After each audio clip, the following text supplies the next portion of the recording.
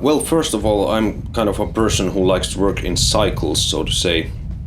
There's a time when I focus solely on writing new music, and there's a time when I focus on producing and recording the written music, and then there's the time when we release the album and focus on promoting it and doing shows and tours and such.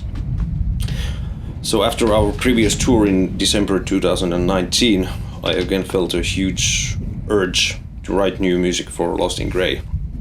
And it was actually really similar how it happened on our second album too.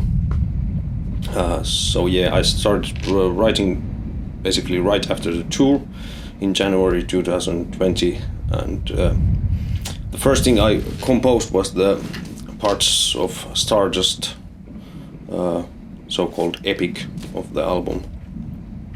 Then I think it was the Waves and Shine songs after that.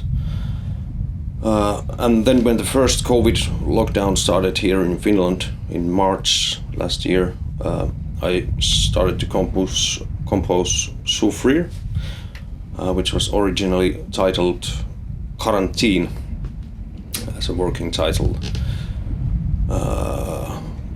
And I think finally Varjo and Disobedience was the songs that came after that, and the album intro being the last thing to compose for the album. And that came from the thought that if this would be the last album or last song I would compose ever, I could die as a happy man.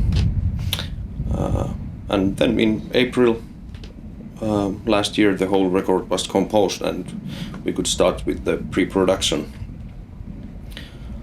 Now what comes to inspiration, in general that has to do with the composing cycle, I think.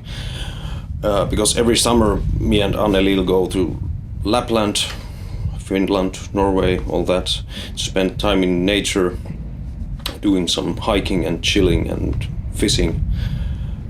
So then when it's the dark winter days, I can crawl back into my composing cave, so to say, and pour all that into our music. Of course, specific songs might have more concrete sources of inspiration.